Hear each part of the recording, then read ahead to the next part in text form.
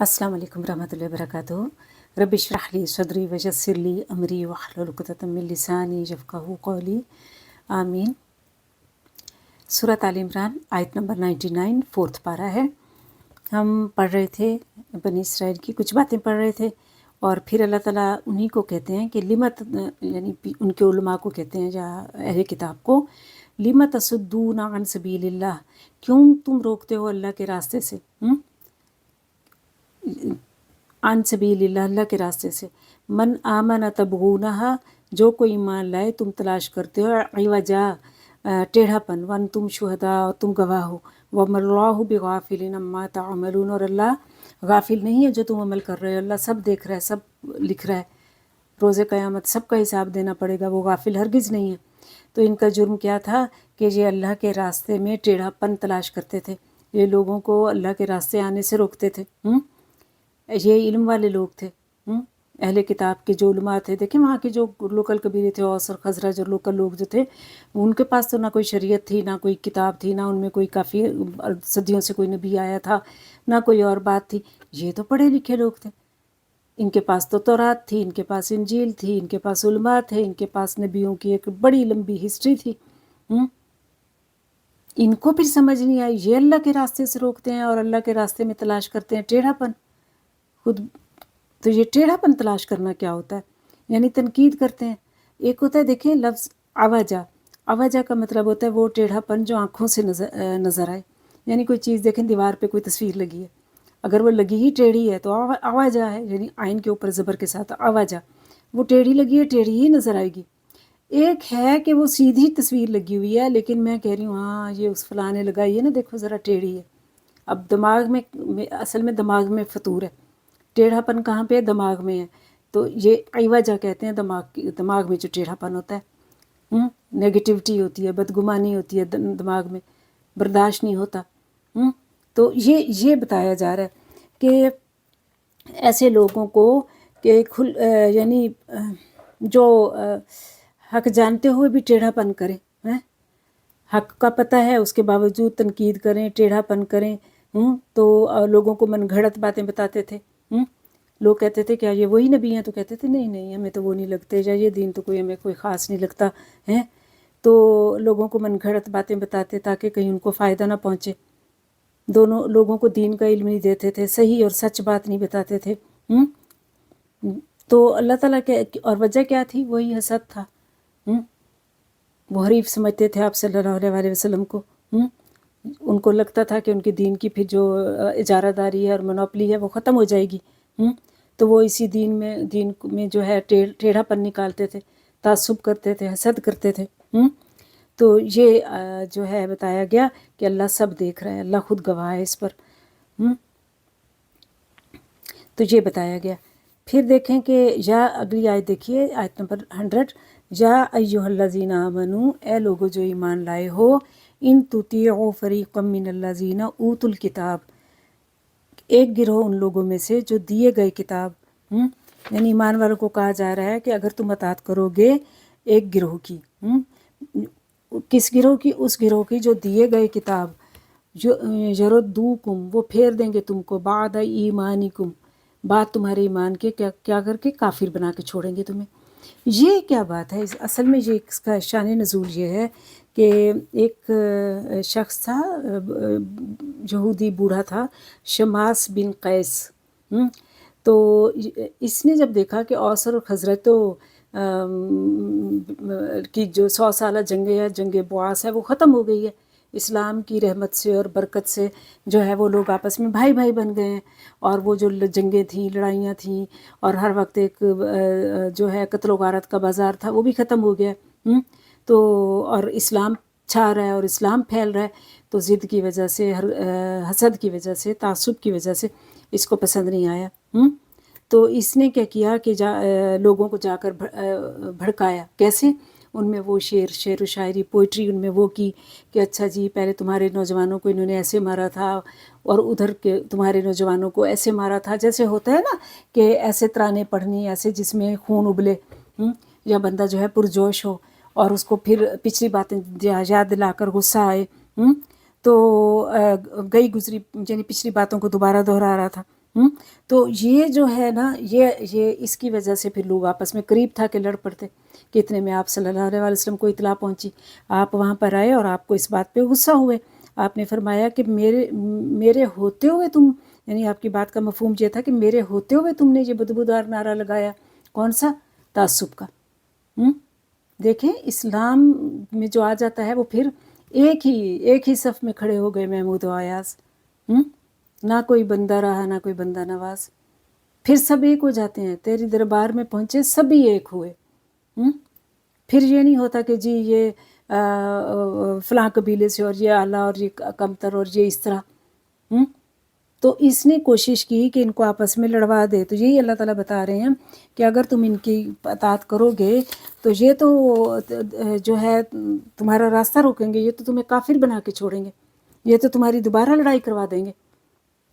100 سالہ لڑائی ختم ہو گئی تھی اسلام کی برکت سے۔ وہ حالی کہتے ہیں نا کہ قبائل کو شیر و شکر کر دکھایا، تو واقعی قبائل کو شیر و شکر کر دکھایا تھا۔ تو یہ شخص کوشش کر رہا تھا کہ یہ جو اہل کتاب کے جو علماء تھے یہ بھی کوشش کر رہے تھے جو اہل کتاب میں سے کہ اسلام کی غلط تصویر پیش کریں، اور یہ ہے کہ لوگوں کو روکیں اس دین سے، تاکہ اور پھر یہ کہ اسی لیے وہ پچھلی باتیں دہراتے تھے۔ تو دیکھیں پچھلی باتیں ویسے بھی ایک سیکھنے کی بات یہ ہے کہ نہیں دہرانی چاہیے، ایک دفعہ جو بات ختم ہو جاتی ہے اس پہ مٹی ڈال دینی چاہیے، اس کو ختم کر دینا چاہیے، چاہے وہ میاں بیوی میں ہو چاہے خاندانوں میں ہو، پھر وہ بات ختم۔ پھر نہیں ہے کہ ہر دفعہ کہتے ہیں نا وہ کہ وہ گفتگو نہ کر کے تجھے بھی ملال ہو، تو پھر تو نے کر دی گئی ساعتوں کی بات، وہ گفتگو نہ کر کے تجھے بھی ملال ہو، تو ایسی گفتگو پھر پچھلی ساعتوں کی بات شروع کر دے انسان تو پھر غصہ آنا شروع ہو جاتا ہے۔ تو بہتر ہے کہ پچھلی باتوں کو کیا کر دینا چاہیے، ختم کر کے آگے بڑھنا چاہیے۔ اور اہل کتاب کے جو متعصب لوگ تھے یہ تو چاہتے ہی یہی تھے، اوت الکتاب کیا چاہتے تھے کہ تمہیں کافر بنا کے چھوڑ دیں، اللہ کی اطاعت سے روک دیں۔ تو سمجھو ان کی سازش کو، سمجھو ان کی مینٹیلٹی کو، یہ بتایا جا رہا ہے، ٹھیک۔ پھر دیکھیں آیت نمبر 101 میں وَكَيْفَ تَكْفُرُونَ، اور کس طرح تم کفر کر سکتے ہو، وَأَنْتُمْ تُتْلَى عَلَيْكُمْ، حالانکہ تم پر پڑھی جاتی ہیں آیات اللہ کی آیات، وَفِيكُمْ رَسُولُهُ، اور تم میں اس کا رسول ہے، وَمَن يَعْتَصِم بِاللَّهِ، اور جو کوئی مضبوطی سے پکڑ لے اللہ کو، فقد، تو تحقیق، ہدیہ، ہدایت پا گیا، الی صراط مستقیم، سیدھے راستے کی طرف۔ تو یہاں پہ اللہ تعالیٰ کہہ رہے ہیں کہ کس طرح تم کفر کر سکتے ہو، کس طرح تم آپس میں باہم جدال اور یہ لڑائیاں اور جھگڑے اور اس طرح کی چیزیں کر سکتے ہو، جھگڑا کر سکتے ہو، کیوں کر سکتے ہو؟ وَأَنْتُمْ تُتْلَى عَلَيْكُمُ الْكِتَابُ، حالانکہ تم پر تو پڑھی جاتی ہیں اللہ کی آیات اور تم میں اللہ کا رسول موجود ہے، تو پھر تم کیوں اسلام دشمن پروپیگنڈے کا شکار ہو رہے ہو اور لوگوں کی سازشوں میں آ رہے ہو؟ تو اگر یہ چیزیں منع کی گئیں، اگر تم اللہ کے اس میں آ جاؤ، اللہ کے پناہ میں آ جاؤ، اللہ کی حدود میں آ جاؤ، اللہ کے جو کلمہ پڑھو اللہ کا، تو پھر تم مضبوط قلعے میں آ جاؤ گے، مضبوط ہو جاؤ گے، مضبوطی سے پکڑ لو گے اگر اللہ کو، تو تمہیں ہدایت ملے گی۔ تو پھر یہ کون سی چیز ہوگی، کیسے پکڑیں اس کو؟ تو دیکھیں قرآن ہے، وَاعْتَصِمُوا بِحَبْلِ اللَّهِ، کہ اللہ کی رسی کو مضبوطی سے پکڑ لو۔ تو وہ کون سی چیز ہے؟ یہ قرآن ہے اور سنت ہے، اسی کو مضبوطی سے پکڑنا ہے، اور اس سے انحراف جو ہے وہ کفر کی طرف لے کر جاتا ہے۔ تو اللہ کی اطاعت کرنا، اللہ کے رسول کی اطاعت کرنا، دشمنوں کے سازشوں اور پروپیگنڈے میں نہ آنا، تو یہ بتایا جا رہا ہے۔ تو یہ جو ہے یعنی یہاں پر سورۃ آل عمران میں جو ہے کچھ چیزیں بتائی جا رہی ہیں بحیثیت امت، کہ ہمیں کیا کرنا ہے اور کس چیز سے بچنا ہے۔ ہمارے لیے بڑا مسئلہ دشمنوں کی سازشیں ہیں، پہلے بھی تھیں آج بھی ہیں، آپ کو پتہ ہی ہے کیسے مسلمانوں کو فرقہ واریت میں باندھا گیا، کیسے خلافت عثمانیہ جو ہے وہ ختم کی گئی، کیسے جو ہے ملکوں میں تقسیم کر دیا گیا، حالانکہ اسلام تیرا دیس تو مستفوی مستفوی مستفوی ہے ہیں، تو لیکن انہوں نے کیا کیا کہ دیسوں میں ملکوں میں بانٹ دیا، تاکہ ہر کوئی اپنے ملک کی خاطر وہ کرے، ایک جو مسلمان ایک ہوں، نیل کے ساحل سے لے کر تاب خاک کے کاشکر، وہ ان میں سے جذبہ چھین لیا۔ تو یہ نہیں ہونا چاہیے، یہ منع کیا گیا اس سے، ٹھیک ہے۔ تو اللہ اور رسول کے احکامات کی پابندی کرنی ہے، اور خامخواہ کے پروپیگنڈا ہو یا کوئی دشمن کی سازشیں ہوں ان پہ وہ نہیں کرنا، توجہ نہیں دینی، اور ان کا راستہ روکنا ہے، ادروائز ہم کیا ہو جائیں گے، انہی کی اس کا شکار ہو جائیں گے سازشوں کا۔ پھر دیکھیں آیت نمبر 102 یعنی 102، یا ایھا الذین، اے لوگو جو ایمان لائے ہو، یا ایھا الذین آمنوا اتقوا اللہ، اللہ سے ڈرو، اور کیسے ڈرو، حق تقاتے ہی، جیسا کہ اس سے ڈرنے کا حق ہے، ولا تموتن، اور نہ تم مرنا، الا وانتم مسلمون، مگر اور تم کیا ہو، مسلمان ہو۔ تو یہ اب بتایا جا رہا ہے، کیا بتایا جا رہا ہے کہ ایمان والو اللہ سے ڈرو، مت ڈرو لوگوں سے کہ وہ کیا کہے گا، اور وہ میں نے اگر اللہ کا نام لیا، شریعت کا نام لیا، سنت پہ عمل کیا، میں نے اگر وہ اپنا حال حلیہ ویسے بنا لیا، جب میں نے اگر ویسے ڈیل اسلامی، تو پھر لوگ مجھے یہ نہ کہیں کہ فناٹک ہو گئی ہے، اور پھر میں لوگوں کی جو ہے، پھر میں لوگوں کی جو ہے سے دور ہو جاؤں گی، یا وہ اس طرح کی باتیں نہیں، ایک صرف کس سے ڈرو، اللہ سے ڈرو۔ تو اور کیسے ڈرو، جیسے حق تقاتے ہی، یہ نہیں کہ صرف زبان سے کہہ دیا لا الہ کیا حاصل، دل و نگاہ اگر مسلمان نہیں تو کچھ بھی نہیں، کہ دل اور نگاہ سے بھی مسلمان بنو، صرف زبان سے نہیں، صرف زبان کلمہ نہ پڑھے، دل بھی پڑھے، ایسے اس سے ڈرو جیسے اس سے ڈرنے کا حق ہے۔ وہ صرف ہماری زبان، ہماری بات ہم نہیں دیکھتا، وہ ہمیں اندر سے بھی دیکھتا ہے، ہمارے دل بھی دیکھتا ہے۔ اور تقویٰ کہاں پہ ہوتا ہے؟ آپ صلی اللہ علیہ وسلم نے بائیں طرف اپنا ہاتھ رکھ کے کہا تقویٰ ہا ہنا، 3 مرتبہ کہا کہ تقویٰ یہاں پہ ہوتا ہے۔ وہ ضروری نہیں کہ آپ کو کوئی حال حلیہ بنا لے، ایسا آپ کہیں یہ جی بڑا اچھا حال حلیہ، بڑا نیک بندہ لگ رہا تھا، دل میں اس کے پتہ نہیں کیا بھرا ہو۔ تو دل کی کیفیت کا نام ہے تقویٰ، اور اللہ تعالیٰ کہتے ہیں کہ مرتے دم تک اس کی حفاظت کرو اپنے تقویٰ کی، تم نہ مرنا الا تموتن الا وانتم مسلمون، کہ تم مسلمان ہونا، آخری وقت تک اپنے ایمان کی اور تقویٰ کی حفاظت کرو۔ اللہ تعالیٰ ہمیں خاتمہ بالخیر کرے، ہمارا ہمیں اسلام پہ موت دے، زندگی اسلام اور خاتمہ ایمان پہ کرے، خاتمہ بالخیر کرے۔ اللہم انی اسألک الہدی والتقی والعفاف والغنی، آمین ثم آمین۔ دعا کر لیا ہم نے، اللہ تعالیٰ اس دعا کو قبول کرے۔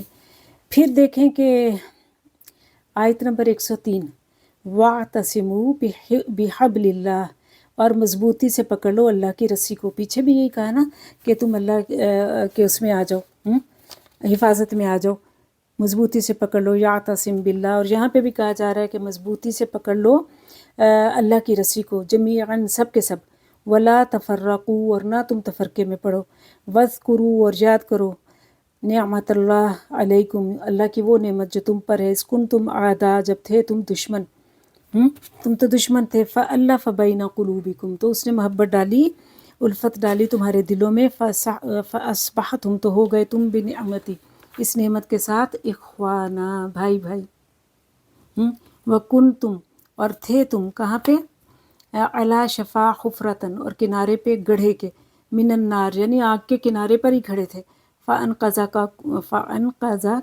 مِّنْهَا، تو اس نے بچا لیا تم کو اس سے، یعنی اس آگ کے گڑھے سے۔ كَذَلِكَ يُبَيِّنُ اللَّهُ، اسی طرح بیان کرتا ہے اللہ تعالیٰ، لَكُمْ آيَاتِهِ لَعَلَّكُمْ تَهْتَدُونَ، تمہارے لیے آیات تاکہ تم ہدایت پاؤ۔ تو یہاں پہ دیکھیں دوبارہ کہا جا رہا ہے کہ اللہ کی رسی کو مضبوطی سے پکڑ لو، اسی پچھلی آیت کے کانٹیکسٹ میں، کہ اللہ کی رسی کو مضبوطی سے پکڑ لو۔ دیکھیں ہمارے جو 2 دشمن ہیں نا، ایک نفس، ہمارا اپنا نفس، اور شیطان، یہ ہمارے ساتھ لگا ہوا ہے، یہ آخر وقت تک کوشش کرتا ہے ہمیں بھٹکانے کی۔ تو ہمیں کیا کرنا ہے، ہوش مند زندگی گزارنی ہے، ہوش سے کام لینا ہے، عقل سے کام لینا ہے، اللہ کی رسی کو، یعنی اللہ کی جو کتاب ہے اس کو مضبوطی سے پکڑ لینا ہے، اور جمیعاً سب کے سب، ایک گرنے لگے گا دوسرا پکڑ لے گا، جب ہم گرنے لگتے ہیں کسی کو پکڑ لیتے ہیں نا، اگر ساتھ ہی کوئی بیٹھا ہو تو جلدی سے ایک دوسرے کا ہاتھ پکڑ لیتے ہیں نا، تو سب کے سب، یونٹی از اسٹرینتھ، تو سارے کے سارے مل جاؤ اور آپس میں تفرقہ نہیں کرو، لڑو جھگڑو نہیں، فساد نہیں کرو، چھوٹی چھوٹی باتوں پر جو ہے 1.5 انچ کی مسجد نہیں بناؤ، الگ الگ نہیں ہو جاؤ، ہر وقت لڑائیاں اور ہر وقت ایک دوسرے کو یہ نہیں کرو، بلکہ کیا کرو کہ ایک دوسرے سے محبت کرو، اللہ کی رسی کو مضبوطی سے پکڑو۔ مثال کے طور پر ایک یہ بھی طریقہ بتایا گیا ہے، اللہ کی کتاب کو بھی پکڑو، پھر سلام کو بڑھاؤ، باجماعت نماز پڑھو تاکہ ایک دوسرے کے دکھ درد سے واقف رہو، اور پھر اللہ کی وہ نعمت یاد کرو کہ اس سے پہلے تم کیا تھے، 100 سال سے جنگیں تمہاری ہو رہی تھیں، کتنے قتل و غارت ہو رہے تھے، تم تو آپس میں تم عاداء، تم تو آپس میں دشمن تھے، سبحان اللہ فَأَلَّفَ بَيْنَ قُلُوبِكُمْ، اللہ نے تمہارے دل میں الفت ڈالی، اور کون دلوں کو بدل سکتا ہے سوائے اللہ کے، تو اس نے محبت ڈالی تمہارے دلوں میں، اور اب تم اس کی نعمت سے کیا ہو گئے کہ جو ہے بھائی بھائی بن گئے۔ تو کیسے اللہ کی رسی کو کیسے پکڑیں کہ ایک سرا ہمارے ہاتھ میں اور ایک اللہ کے ہاتھ میں ہے، تو اب کیسے، وہ کون سی رسی ہے، وہ تو نظر ہی نہیں آتی، تو یہ قرآن ہے، ایکچولی یہ قرآن ہے اور سنت ہے، ورنہ اگر ہم ایک دوسرے کا ہاتھ نہیں پکڑیں گے تو آپس میں گتھم گتھا ہو جائیں گے، اور دشمن کی چالوں سے بچنا پھر آسان نہیں ہوگا۔ دشمن کی چالوں کا علاج ہی یہی ہے کہ ایک وحدت میں بندھ جائیں، اکٹھے ہو جائیں، تفرقہ نہ کریں، ان میں نہ پڑیں، دین کو نظر انداز کر کے آج ہم لوگ جزیات اور اختلافات میں پڑ گئے ہیں، دین کی اصل تعلیمات کو بھلا دیا ہے۔ اختلاف تھوڑا بہت باعث رحمت ہوتا ہے، لیکن وہ مخالفت میں نہیں بدلنا چاہیے، مخالفت عذاب ہوتی ہے۔ تو یہ تفرقہ واریت اور یہ کیوں ہوتی ہے؟ یہ کیونکہ مرکز عقیدت بدل جاتا ہے، تو مسلمانوں کو کہا جا رہا ہے کہ تم مرکز عقیدت ایک ہی رکھو، یعنی اللہ۔ تفرقہ بازی ہوتی کیوں ہے؟ تفرقہ بازی اس لیے ہوتی ہے کہ جو شخص دین کی روح کو سمجھنے کی بجائے فضول باتوں پر توجہ دیتا ہے، چھوٹی چیزوں پہ دیتا ہے، اور دین کے جو جزیات پہ کرتا ہے، اور جو بڑی چیزیں ہیں ان کو چھوڑ دیتا ہے، یا پھر کسی مرکز عقیدت تبدیل ہو جاتا ہے، کوئی بزرگ، کوئی پیر، کوئی لیڈر، کوئی عالم، کوئی شیخ، کوئی اس طرح کی چیزوں کے وہ کر کے کہ یہ جی وہ جو کہہ رہے ہیں، لیکن اصل تو بات یہ ہے کہ ساری قرآن اور سنت ہے، پھر بعد میں باقی سب کچھ آتا ہے۔ تو اللہ کی نعمت یہ ہے کہ اس نے قبائل کو شیر و شکر کر دکھایا، اور پھر اس طرح سب ایک ہو گئے۔ حالانکہ تم تو سمجھ لو کہ گڑھے پر تھے، کس کے؟ آگ کے، اسی طرح لڑتے جھگڑتے مر جاتے فرقہ واریت میں تو آگ میں جاتے۔ اللہ نے تم پر یہ چیزیں واضح کی، اور تم اس کیوں کی؟ لعلکم تہتدون، تاکہ تم ہدایت پا جاؤ۔ تو یہ بتایا گیا۔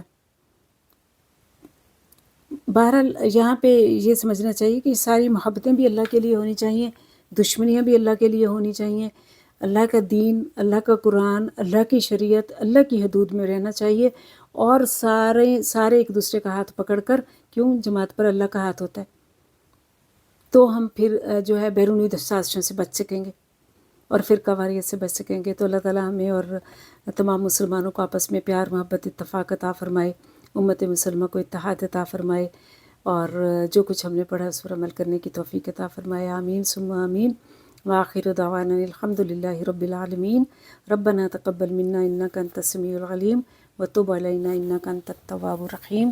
السلام علیکم ورحمۃ اللہ وبرکاتہ۔